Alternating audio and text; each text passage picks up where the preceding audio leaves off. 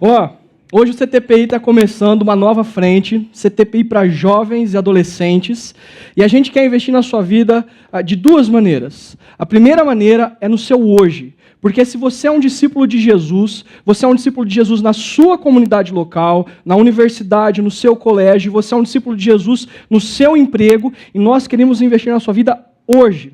A segunda esfera que o CTPI quer investir na sua vida é o seu amanhã. Porque se você é um discípulo de Jesus, hoje você é o líder da sua igreja no amanhã. Você é o influenciador da cultura no amanhã. Vocês serão os líderes públicos amanhã. E começando hoje, nós estamos investindo no nosso amanhã. São vocês que vão liderar a igreja brasileira. Portanto, a gente lançou esse tema, Update Missional. Agora, qual que é a diferença entre update e upgrade? Update é quando você apenas faz uma atualização do seu software. E upgrade é quando você tem que fazer uma atualização do hardware para atualizar o software. Então, por exemplo, como assim? Quando você compra um iPhone ou um celular com Android, você tem lá 1, 2, 3 anos, você vai atualizando o software, você só faz um update. Só que depois de 5 anos, 6 anos, você precisa jogar fora o seu celular para atualizar o seu sistema operacional. Isso chama-se upgrade. Você muda o hardware para atualizar o software. Só que o que é que isso tem a ver com a igreja? A igreja é como se fosse o hardware. A teologia é como se fosse o software. Só que no caso da igreja, Deus nunca joga fora a igreja. A igreja nunca se desatualiza. Deus morreu pela igreja e a igreja sempre está se atualizando conforme a cultura muda. Já a teologia não. A teologia ela precisa ser refletida, repensada dentro da sua cultura local, da sua cultura geográfica, do seu momento histórico, para que faça sentido para a vida de homens, mulheres, adultos, jovens, adolescentes. Pensa o seguinte comigo antes de você me criticar. iOS nunca deixa de ser iOS, mas ele sempre atualiza. Android não deixa de ser Android, mas ele sempre se atualiza. Teologia, a base, a gente não joga fora. Mas a gente tem que repensar a teologia para o nosso contexto onde nós estamos inseridos. Update sempre deve ser feito. A teologia sempre deve ser repensada e aplicada para cada momento histórico. Deus quer que a sua igreja faça um update missional. Deus quer que você reflita teologicamente a sua universidade, o seu colégio, o seu trabalho, a esfera pública e também, especialmente, o amanhã, no qual você será líder. Sim, a gente precisa dessa atualização constantemente. Por isso que a gente ofereceu um update missional. Porque o software no qual nós estamos inseridos na Igreja Evangélica Brasileira está com bug. Está bugado. Está cheio de vírus. Quando você olha para a realidade evangélica brasileira, você fala, meu Deus, isso aqui está fora do que a Bíblia ensina. Isso aqui não são discípulos de Jesus. Tem alguma coisa errada. Aí, eu preciso fazer uma pergunta para entender por que a gente está bugado. Por que os seus amigos do colégio, do trabalho, da universidade, não frequentam a sua igreja, não têm interesse em se tornar discípulo de Jesus, não têm interesse de ser igreja? Talvez seja o seu caso e você veio aqui também, e você não tem interesse, alguém te chamou para vir aqui. Deixa eu te ajudar com uma resposta muito séria. Eu vou matar a pau porque os seus amigos não estão na igreja. Sabe por quê? Porque na sua igreja não toca Beyoncé. Não toca Justin Bieber, não toca, computador, Lady Gaga, e não toca Adele. E se o seu amigo é nerd, sabe por que ele não vai na sua igreja? Porque não toca K-pop. Uhul! Né? Todo mundo está rindo, mas não sabe o que é K-pop. K-pop é Korean Pop, é um pop coreano. Depois você põe lá no YouTube, assim, você vai assistir uma vez só, nunca mais, ok? Imagina esses caras tocando louvor na sua igreja. Ia lotar, ia resolver o problema. Brincadeira à parte, vamos tentar responder essa pergunta. Por que que os seus amigos não vão para a sua igreja? Por que está bugado? Por que está com vírus? E tanto no macro, que a gente tem que olhar, mas também no micro, nas nossas igrejas. Por quê? Eu diria em primeiro lugar, porque as nossas igrejas, elas constantemente apontam os nossos amigos, os não cristãos, para regras. Se o seu amigo fosse um mês na sua igreja, sabe o que ele sairia pensando, muito provavelmente? Primeiro você precisa mudar algumas coisas na sua vida, para depois você passar a frequentar a igreja. O cara sai de lá com regrinhas de que primeiro ele precisa mudar para depois ele ser acolhido, para depois ele ser aceito. Sabe quando esse cara vai voltar para a sua igreja? Ele não vai voltar. Porque ele sai julgado e mais pesado do que ele chegou.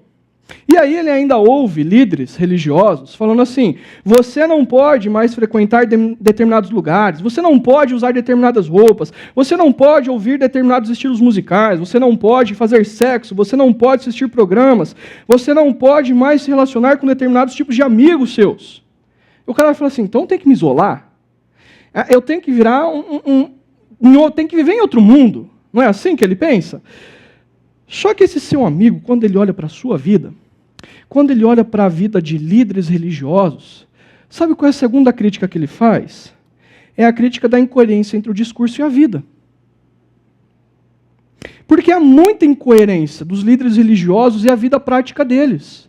Há muita incoerência nas nossas vidas, nos nossos discursos e a nossa prática. Porque os nossos amigos ouvem que ser cristão é alguém que ama o próximo, é alguém que acolhe o próximo, é alguém que aceita o próximo, que vai em direção ao próximo, mas quando ele observa a vida de religiosos, vê que eles mais excluem do que incluem, mais julgam do que acolhem, e eles vão percebendo, e eles vão chegando à conclusão de que eu vou para a igreja para ter a mesma vida que o fulano de tal tem. Eu vou frequentar um ambiente cristão para ter as mesmas atitudes que o meu amigo tem de segunda a sexta para chegar no domingo e fazer um teatro. Eu vou ter a minha vida, e eu já ouvi isso de amigos meus. Talvez alguns de vocês vivam isso em casa. Talvez alguns de vocês tenham os pais, que são líderes de igreja, e quando vocês chegam em casa, ele vive brigando com a sua mãe. Seu pai vive brigando com sua mãe vive brigando com seu pai. Seu pai é um cara altamente ausente em casa, mas ele fala que a família vem em primeiro lugar. Não é? Talvez os seus amigos olhem para vocês e eles observam isso em vocês, que dizem que são discípulos de Jesus, mas se comportam altamente de maneira diferente, sendo que o discurso é um, mas a prática é outra. Talvez eles olhem para você e falem assim, você é mais um daqueles que você critica da bancada evangélica. Você é mais um daqueles que você critica a que fazem determinadas coisas, mas você faz igual, meu amigo. Eu vou querer seguir o seu Jesus, eu vou manter minha vida. Aí o cara prefere ficar de domingo em casa assistindo Stranger Things, porque a amizade da galerinha é mais sincera, mais honesta, tem perdão, tem aceitação, tem restauração de amizade, enquanto evangélico, talvez a sua vida é recheada de um discurso falso. Você diz, eu acredito num Deus que governa a minha vida, mas você vive altamente impulsivo e independente dele. Você diz que acredita num Jesus que tem princípios e valores para a sua vida, mas você vive do seu jeito, com o seu corpo, com as suas regras. Não é assim? E a nossa geração é uma geração que está cansada de seguir regras vazias. A nossa geração é uma geração que está cansada de viver de regras sem saber os porquês. A nossa geração é uma geração que está cansada de incoerência, não é verdade? A começar de mim e de você. E eu acredito que esse bug é causado por uma má compreensão, uma compreensão equivocada da própria leitura bíblica. Alguns religiosos, eles vão para a Bíblia de maneira que eu vou chamar um bug chamado camperagem. Ok? Se você jogar... De onde que vem essa minha ideia de camperagem? Se você jogava Counter-Strike, sempre tinha um mala. Sempre tinha um mala. Se você não sabe o que é Counter-Strike, é um jogo em primeira pessoa, onde existem dois times. Os terroristas e os contra-terroristas. E ambos os times têm que conquistar missões. Só que sempre tinha um mala num time. O cara, ele ficava camperado, escondido, parado. Ele não se envolvia na missão. Ele não se engajava no objetivo do time. Ele não ia em direção ao outro. E alguns líderes religiosos leem a Bíblia dessa maneira. Só que, o que isso tem a ver com a Bíblia? Por exemplo, se a gente pegar um texto de Mateus 16, 13 a 19, a gente vai ler esse trechinho aqui. E sobre esta pedra, Jesus é quem está falando com os seus discípulos, especificamente para Pedro, edificarei a minha igreja e as portas do Hades não poderão vencê-la. Em outra versão mais antiga, na Ara, diz assim, e sobre esta pedra edificarei a minha igreja e as portas do inferno não prevalecerão contra ela. Quando você pega esse texto e lê o texto fora do contexto, ele vira heresia. E aí, quando você lê sem o contexto, qual que é a impressão que te dá? Então Jesus vai construir a igreja dele e parece que o inferno está indo em direção à igreja. Né? O inferno, assim, tem o seu exército acampado à igreja, agora já está próximo das paredes da igreja, o líder do exército está chutando a porta da igreja, e ele vai entrar com a cultura, ele vai entrar com a ciência, ele vai entrar com a música, ele vai entrar com o instrumento, ele vai entrar com a tecnologia. E o que a igreja tem que fazer nesse sentido? Ser camper. Ficar parada. Antimissão. Não vai para a guerra. Fica só acuada, tentando se proteger do inimigo. A gente não se envolve com política, a gente não se envolve com tecnologia, a gente não se envolve com ciência, a gente não se envolve com cultura, porque é tudo do demônio. Porque é tudo uma cosmovisão onde Satanás é dono do mundo e a igreja está acuada. Aí os caras pegam outro texto fora de contexto, por exemplo, 1 João, capítulo 5, 19, que diz assim, o apóstolo João, sabemos que somos de Deus e que o mundo inteiro jaz no maligno. Texto fora de contexto de novo.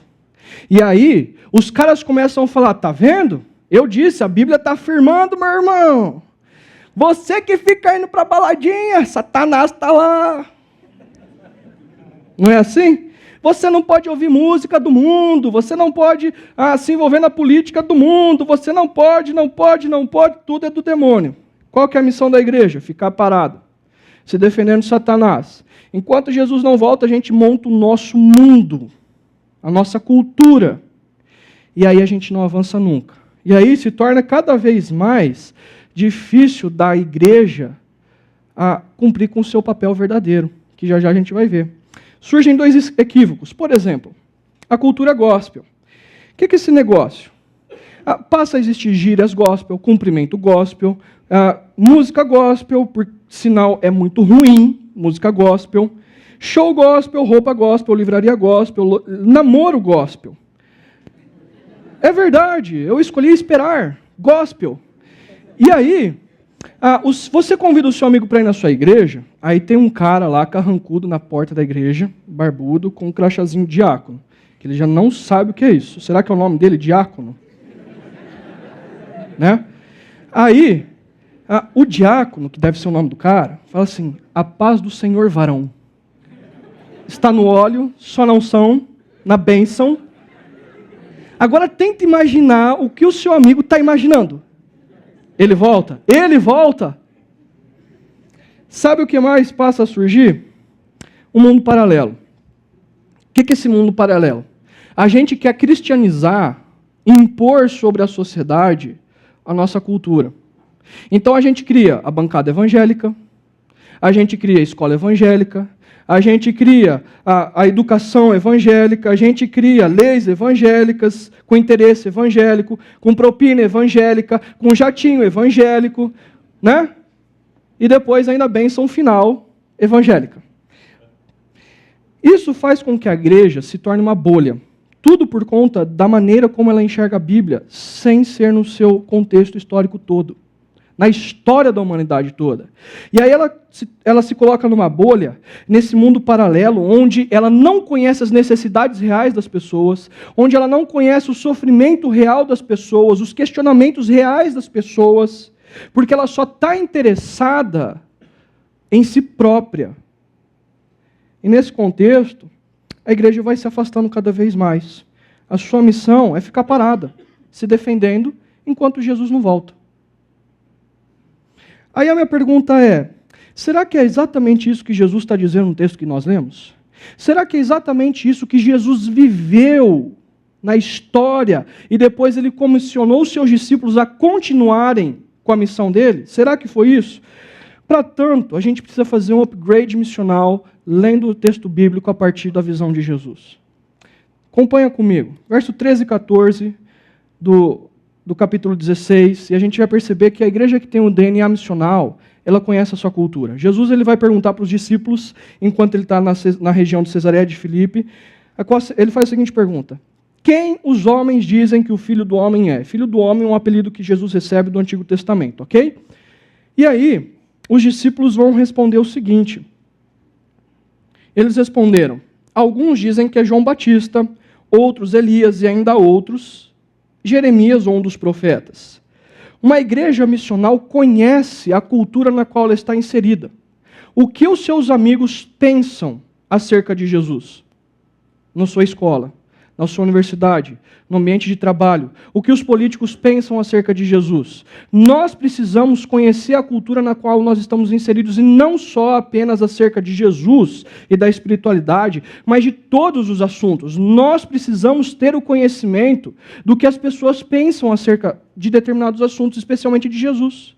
Por exemplo, se você for perguntar, uma vez, a minha comunidade, movimento em Americana, foi até na Praça da Sé, em São Paulo, perguntar para pessoas dentro da igreja católica, nada contra católicos, ok? Quem é Jesus para elas? Sabe o que elas responderam? Teve gente que falou assim, Jesus é uma luz que guia a minha vida. Teve gente que respondeu, Jesus é meu amigo, Jesus é minha família, Ele é meu pai, Ele é minha mãe, Ele é meu cachorro, Jesus é tudo para mim. Teve gente que falou, Jesus não soube responder. Tem gente que acha que Jesus não é um personagem histórico. Tem gente que acha que Jesus é um ser iluminado que entrou na história para ensinar a humanidade como viver. E só, tem princípios e valores bonitos. Nós precisamos conhecer o que as pessoas pensam acerca de Jesus para poder dialogar com elas. Agora, o que me mais deixa em crise é quando eu pergunto para os discípulos de Jesus quem é Jesus para eles. Quem é Jesus para você? É a pergunta que Jesus vai fazer para os seus discípulos. Uma igreja que tem um DNA missional crê em quem Jesus é. E aí Jesus vai perguntar então, e vocês? Perguntou ele, quem vocês dizem que eu sou? Simão Pedro, o líder dos 12 discípulos, vai responder, tu és o Cristo, o Filho do Deus vivo. Você sabe o que significa Cristo? Você já ouviu a explicação do seu pastor milhares de vezes que Cristo em grego é o mesmo que Messias em hebraico, que os dois significam salvação, mas você sabe o que o Salvador, você sabe o que significa Cristo? Para nós entendermos o que é o Salvador, nós precisamos compreender, você precisa compreender que você não é o ápice da história. Você não é a última bolacha do pacote da história. A história não está focada em você. A história ela é muito maior, e a história da humanidade é muito maior, que está inserida na história de Deus, e você precisa compreender o que está acontecendo na história, e a palavra Cristo tem a ver com isso. A palavra Cristo tem a ver a razão pela qual Jesus entrou na história. E a razão pela qual Jesus entrou na história começa com o início de todas as coisas. Deus conta para nós que Ele simplesmente existia no início, e não tem resposta do que ele fazia antes, ok? Se ele estava jogando Pokémon, eu não sei. A Bíblia não fala. Ele simplesmente existia e ele conta que ele é uma comunidade trinitariana. Deus o Pai, Deus o Filho, Deus o Espírito Santo. É uma comunidade que vive e se submete em amor. Um serve ao outro constantemente, um ama o outro constantemente, um se submete ao outro constantemente. Quando ele cria o universo, o ápice do universo são os seres humanos. Os seres humanos é que são criados à imagem e semelhança de Jesus. Logo, a imagem de Deus. Logo, os seres humanos, homem e mulher, são criados em comunidade de interdependência, de serviço e amor um ao outro. Uma comunidade de interdependência para com Deus, para com o próximo, para com a natureza e para consigo mesmo. era perfeito, era bom, foi criado com um senso de justiça, de bondade, de retidão. Acontece que Deus não criou eu e você para sermos robôs. Robôs não escolhem. Deus sempre quis que o homem optasse por uma dependência autêntica dele, voluntária. E ele disse, olha, para vocês serem voluntários, vocês precisam ter uma opção de não serem voluntários. E eu coloco no centro do jardim, com milhares de árvores, de um pomar gigante, mas não comam de uma. Se vocês comerem de uma, vocês estão declarando independência, rebelião, rebeldia, desconexão. E a partir do momento que vocês se desconectarem, há consequências. Vocês se desconectam da fonte de vida, vocês morrem espiritualmente, fisicamente, eternamente. E o caos é instalado na história por conta do pecado. Da mesma maneira que Peter Parker foi seduzido pela molécula Venom, isso não, e parece só uma brincadeira, mas preste atenção, eu e você estamos ferrados, como Peter Parker. Porque Peter Parker, ele é seduzido pela molécula Venom. A molécula Venom diz para ele que se ele a obtê-la, ele terá poder, ele terá sedução, ele terá mais visibilidade, mais força. E Peter Parker faz a opção pela Venom. Nós fizemos a opção pela desconexão. Sermos como Deus, sermos deuses. Quando Peter Parker assume a máscara Venom, ele se torna um cara mau, arrogante, ele briga com a tia May, ele ignora a Mary Jane, ele é um cara que a falta do serviço é arrogante, prejudica as pessoas, ele é egoísta, ele é orgulhoso. E da mesma forma nós nos tornamos assim. O pecado tomou conta de nós, e nós nos tornamos escravos. Porque Peter Parker, por muitas vezes, ele tenta sair. Ele dizia assim, mas eu não sou assim. Eu não sou assim com a tia May. Eu não sou assim com a Mary Jane. Eu não sou assim no meu trabalho. Você sabe que você não é assim. Você sabe que a história não era para ser assim. Você sabe que a igreja evangélica não era para ser assim. E o caos está instalado. Existe câncer, existe corrupção, existe divórcio, existe traição. Não era para ser assim. E eu e você tentamos nos salvar com o Peter Parker. Só que nós não conseguimos, em hipótese alguma, nos salvar. Nós precisamos de um agente externo. Nós precisamos de um agente externo para nos salvar, com o Peter Parker.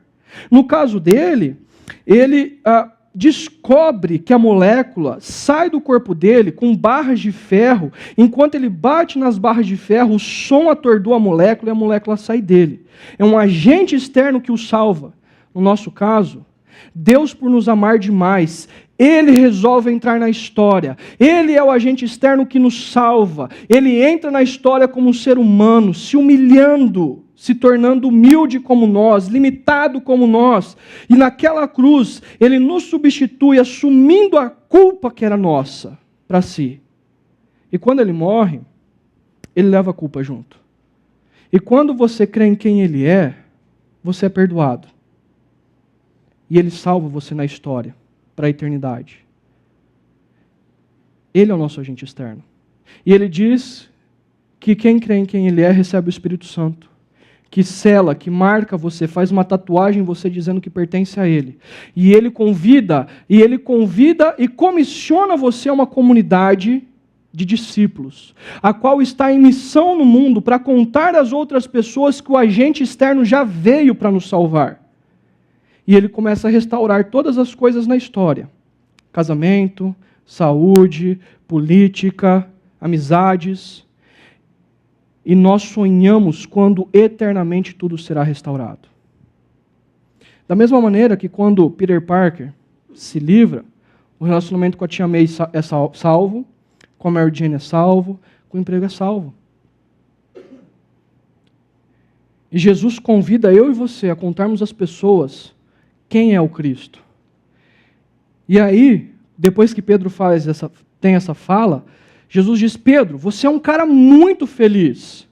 Sabe por quê, Pedro? Porque pela sua razão, pela sua lógica, você não conseguiria verbalizar e acreditar nisso.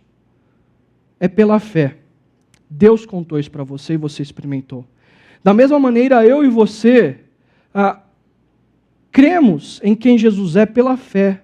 Não porque nós merecemos ou porque nós fizemos alguma coisa para merecer, mas porque Deus ama você como você é, independente do que você fez ou deixou de fazer. E Ele te ama, ponto. E acabou. E você faz parte dessa comunidade. E olha só o que o texto continua dizendo, e como dentro do contexto faz todo sentido agora o versículo que nós lemos. Uma comunidade missional, que tem o seu DNA missional, é uma comunidade que vai em direção ao mundo, ou, nas palavras de Jesus, é uma comunidade que vai em direção ao inferno. Jesus agora diz, olha Pedro, a partir dessa afirmação que você fez, você é Pedro, você é cabeça dura, mas a fala sua não é de um cabeça dura, e a fala sua, na verdade, é a fundamentação, é nessa pedra que eu edificarei a minha igreja, que eu vou construir a minha igreja.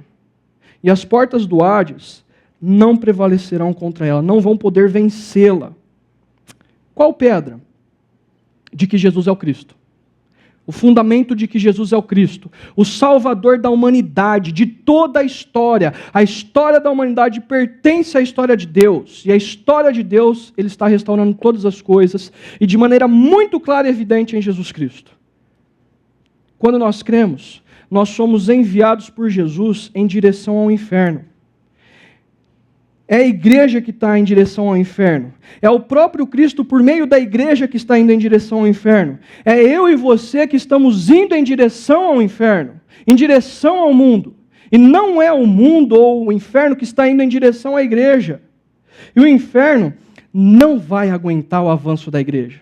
Não há portas, não há paredes, não há áreas da sociedade, não há política que avance no amor de Deus pelas pessoas.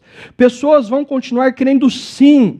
Pessoas vão continuar sendo restauradas sim. E Deus convida eu e você e a sua igreja local a termos esse DNA missional para continuarmos avançando em meio à sociedade em direção ao inferno. Porque a luz precisa brilhar em meio às trevas. Essa é a razão da existência da igreja. A igreja, em sua natureza, ela é missão, ela é missional. Tudo que ela faz é missional. As programações da sua igreja devem ser missionais, devem estar pensando, refletindo teologicamente nas perguntas, nos questionamentos, no sofrimento das pessoas que estão ao redor da sua igreja. Se é evento de adolescentes, vocês têm que pensar nos amigos seus que vocês querem alcançar, porque vocês são missionais. Se é o grupo de jovens, constantemente fazendo com que as programações sejam atrativas ou indo em direção aos seus amigos que não conheceram a Jesus, falando a linguagem dos seus amigos que não conhecem a Jesus, usando exemplos da cultura para deixar mais claro quem é Jesus, usando da música, usando da ciência, porque uma igreja missional conhece a sua cultura, crê em quem Jesus é e está na direção do mundo. Quando nós vivemos fundamentados no Evangelho, não há poder que vá barrar o avanço de Deus por meio da igreja em anunciar o Evangelho e alcançar pessoas ao seu amor. É por isso que Jesus ora pelos seus discípulos dizendo o seguinte em João 17:15. Deus, eu não rogo que eu tire os meus discípulos do mundo. De maneira alguma. Eu quero é que meus discípulos estejam no mundo, em meio às empresas, em meio aos colégios, às universidades, em meio à política, fazendo ciência, fazendo música, arte, cultura. E por que eles vão estar no mundo? Eu quero que o Senhor os livre do maligno. Porque o maligno vai tentar prejudicar. O maligno vai tentar boicotar. O maligno vai tentar caçar esses caras. A missão da igreja é estar na cidade. A missão da igreja é estar no colégio. A missão da igreja é estar em todas as esferas para que o amor de Deus seja visivelmente palpável. Porque Jesus somos nós, atuando, amando, servindo, acolhendo. Você precisa estar inserido na sociedade. Tudo que você fizer é missional. Você precisa mudar a sua linguagem para que os seus amigos compreendam quem Jesus é. Você precisa ter atitudes que os seus amigos olhem para você e vejam quem Jesus é. Você precisa acolher os seus amigos para mostrar que Jesus acolhe-os como acolheu na história, da maneira como eles são. Para a gente refletir e praticar. 3 reflexões. Primeiro, a igreja em que você está inserido compreende que ela tem uma vocação missional? A linguagem dela é missional, as programações dela são missionais, o seu grupo de adolescentes, o seu grupo de jovens são missionais, as músicas são missionais, a maneira como ela interage com o bairro, com a cidade é missional. Segundo, como você pode colaborar para que ela resgate essa vocação? Porque vocês são discípulos de Jesus hoje e serão a liderança da igreja amanhã. E Jesus está passando a bola para vocês começarem hoje colaborar com sua igreja, a resgatar, ou a descobrir, ou a continuar com a vocação missional dela na história, dentro do contexto econômico, social, geográfico, cultural. Por fim, você vive missionalmente? As suas atitudes, ou o seu discurso, é coerente com a sua fé? O que você precisa fazer hoje para ser um líder missional da sua igreja amanhã? Porque vocês são os futuros presbíteros, vocês são os futuros diáconos, vocês são as futuras esposas de pastores, esposas de diáconos, vocês são as futuras líderes, os futuros líderes das empresas, do comércio, da esfera pública, das universidades, são vocês. O que você precisa fazer hoje? E tome uma decisão hoje para se tornar um líder missional amanhã. O que você precisa fazer? Vamos orar. Jesus, obrigado porque a sua palavra é muito clara. Obrigado porque o seu Santo Espírito nos inspira e nos corrige em determinados momentos na história para compreendermos qual é a razão da igreja. E a igreja, segundo o Senhor, é uma igreja missional. É uma igreja que conhece a cultura na qual ela está inserida. É uma igreja que crê corretamente em quem o Senhor é. É uma igreja que está em direção ao inferno, não porque nós somos bons, mas porque o seu Espírito nos salvou e nos deu poder para irmos em direção ao inferno. O inferno não vai nos barrar. A política não vai nos barrar. Senhor, há adolescentes e jovens aqui. Talvez eles estejam pensando negativamente que eles não podem fazer nada. E eu peço que o seu Santo Espírito os incomode, dizendo que sim, eles podem tomar responsabilidades pela vida deles, pelas atitudes, pelos pensamentos deles, sim. E eles podem se engajar missionalmente, sim, na igreja onde eles estão, nos colégios, nas universidades, nas empresas, sim. Dê discernimento a eles. Dê essa visão clara para eles de que a própria igreja onde eles estão inseridos deve ter um DNA missional. Que eles se capacitem. Que eles se arrependam dessa bolha evangélica gospel. E que eles estejam em meio à sociedade. Que o seu Santo Espírito dê maturidade, dê dons, e eu oro, Deus, que o Senhor desde já sopre sobre eles líderes que assumam a responsabilidade a curto, médio e longo prazo das igrejas e da igreja evangélica brasileira. E que assim a gente possa transformar o país onde nós estamos inseridos. No nome de Jesus. Amém.